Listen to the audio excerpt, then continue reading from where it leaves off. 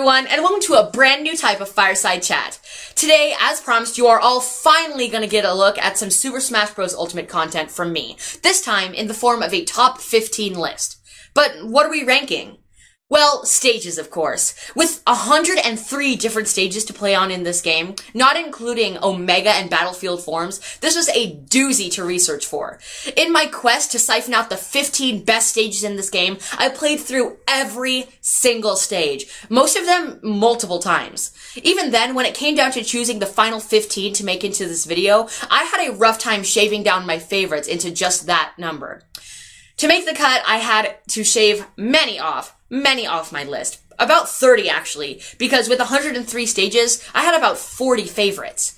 And this was hard, but I did it. So without further ado, here are the top 15 stages in Super Smash Bros. Ultimate. Number 15, Halberd. This stage, just from first impressions, already stands out as a really cool concept.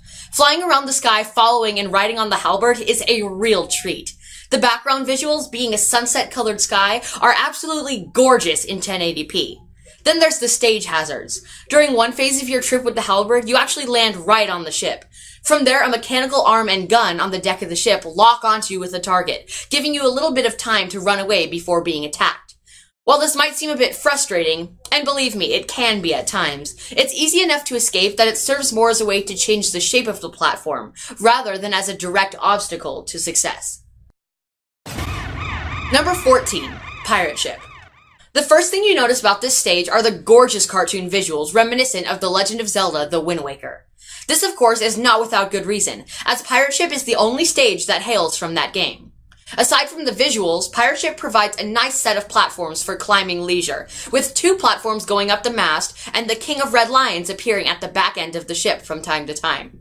There's even some opportunity for swimming if you enjoy that struggle.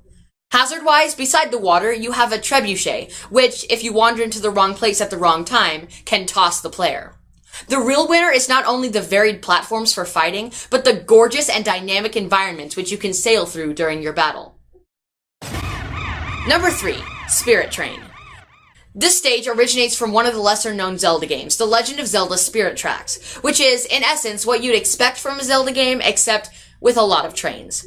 Spirit Train, the stage, on the other hand, is a lot less underwhelming. With rolling hills flying by in the background and cartoony visuals similar to Pirate Ship, this map is a true beauty to behold. Since you can walk inside the train car, on top of the train car, and on top of the engine, there's already a nice variety. But with the presence of the armored train and dark train trying to attack the train from either side, and the last car of the train switching between several different options throughout the match, there's incredible variety. There's even a floating platform sometimes present for added battle room. Overall, the art style and variety make Spirit Train a stage that I could play over and over again. Number 12, Suzaku Castle. While this stage has no real hazards, it has amazing platforming opportunities. With a flat double-decker portion on the right half of the stage, and a small double-layer tower-esque portion on the left, Suzaku Castle offers the best of both worlds. A long platform for standard fighting, and a taller, shorter platform for more platforming and airtime opportunities. Add that to the picturesque sunset over the Japanese palace in the background, and you have a stage truly worthy of the top 15. Number 11. Port Town Arrow Drive. While this stage isn't anything out of the ordinary beauty-wise, it makes up for it with really exciting gameplay. It takes place on a floating platform flying throughout F-Zero's Port Town, and, like most floating stages in the Smash Bros. Series, makes several stops along the way. Each new locale has many platforms which open the match up for exciting variation and platforming, and various vehicles racing through serve as formidable obstacles. Overall, it's a very fast-paced and exciting stage with the perfect amount of variety. Number 10, Rainbow Cruise. This is another stage that makes great use of variety. With 3 different levels of deck on the ship and 2 floors to the mast, there's a lot here in terms of platforming. Of course, after a little while, the stage scrolls to a platforming bit, which is not too difficult, even for characters without good jump and recovery.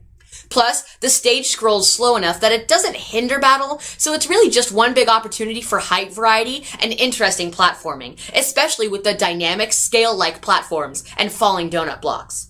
This creates quite the interesting matchup, without feeling overly gimmicky, giving a perfect space in the last third of the top 15.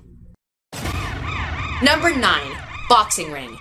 This one, even though it's only been around since Smash 4, feels like a classic. You have a nicely sized arena in the middle, with fighting opportunity on either side, and even on the light fixtures overhead. All the long platforms makes a great fighting space, but not without gimmicks. Of course, you can bounce off the sides of the boxing ring, and you can even knock the light fixture down over time. This all contributes to a really fun time during a battle. With several players, there can be up to 4 small 1v1s going on at the same time, as each area offers a substantial fighting space. Of course, this is all tied together with the funny and on-the-nose titles given to the fighters, like Lucas, the kid from nowhere, or Wario, the scoundrel with a fart of gold. These add to the fun and immersive experiences of Boxing Ring, making it a perfect fit for this list. P.S. If you hold L while selecting it, it has 2 different forms. Number 8, Mushroom Kingdom. While I'm not a huge fan of the 8-bit stages, this one really grabbed my attention. Not only is it a nice homage to the original Super Mario Bros., but there's a whole lot to use in battle. With scales in the middle, 2 asymmetrical platforms on each side, and pipes interrupting even those platforms, there's tons of elements present here. Plus, this stage is not a floating one, as it goes to the edge on both sides of the screen. I always appreciate a stage like that. This makes for a truly exciting and different battle venue, and despite the busy 8-bit style, a perfect 8th slot in the top 15 stages. Number 7, Paper Mario. Overall, this stage has very strong visuals, with a perfect paper effect like Paper Mario Color Splash, vibrant colors and gorgeous backgrounds, as well as a good platform layout. It contains a collection of different environments, based on different areas from different Paper Mario games. The first area, complete with a platform-based windmill, a pipe, and a 2-level ground, is based on Hither Thither Hill from Paper Mario Sticker Star. This area has some wonderful platforming opportunities, as well as a strong wind hazard which shakes up the gameplay quite a bit. The next area takes place on a ship, based on the SS Flavion from Paper Mario The Thousand-Year Door. There are masts with a few platforms on them, as well as a Mega Blooper who stirs up the water. A whale can also appear which raises the boat out of the water with its water spout. Finally, the last transformation is based on Bowser's Sky Castle from Paper Mario Sticker Star. It features 2 platforms on the outer edges of the stage, with a giant stone Bowser head in the middle that rotates, as well as opens and closes its mouth. Each of these variations provide different wonders, both in terms of style and beauty, but in terms of platforming, making it by far one of my favorites in Smash Ultimate. Number 6, Draculas Castle. This is one of the brand new stages in Super Smash Bros. Ultimate. From the Castlevania series, it boasts a trademark gothic look, not only with its daunting background and overall look of rubble and decay, but with its darkness as well. It features an asymmetrical design with one flat ledge on the left and a staircase leading down to nothing on the right. There's some great platforms present here as well, with a dip in the center and 2 small floating platforms above the dip. Many notable bosses from the Castlevania series appear in the background during your fight, making the stage a wonderful homage to the lesser-known half of the famous Metroidvania genre. This is it, everyone, the top 5 stages in Super Smash Bros. Ultimate. Before we get there, though, I'd like to give an honorable mention to 2 stages who have absolutely gorgeous backgrounds, but don't quite offer enough oomph to be on this list. These 2 stages are the infamous Final Destination, which appears here with gorgeous geometrical and space-themed backgrounds, and, of course, Lilac Cruise, which has a glorious Star Wars feel as you fly through a beautiful starry galaxy. Both stages offer wonderful, awe-inspiring backgrounds, but, in my opinion, not much else. But I couldn't let them be cast aside without at least a mention. And with that, without further ado, on to the top 5 stages in Super Smash Bros. Ultimate. Number 5, Gerudo Valley. With 2 floating platforms and a breakable bridge in the middle, at first this stage seems like the same old. However, when Kaume and Kotake fly in with their magical mischief, the stage suddenly becomes very dynamic, with either ice or fire gradually rendering half the stage unusable at a time. This manages to perfectly mix up the gameplay, forcing the battle to move around the stage rather than staying towards the center. Did I mention the small platforms in the chasm beneath the bridge? Those help for some amazing comebacks, and though they can be broken, add one more element of platforming to an otherwise mostly flat stage, rounding out this play experience. Number 4, Arena Ferox. This is another stage that appears underwhelming at first, as it starts as just a flat floating island. What makes this stage interesting is that entire sets of obstacles suddenly appear at a time, much like the more well-known Colosseum stage.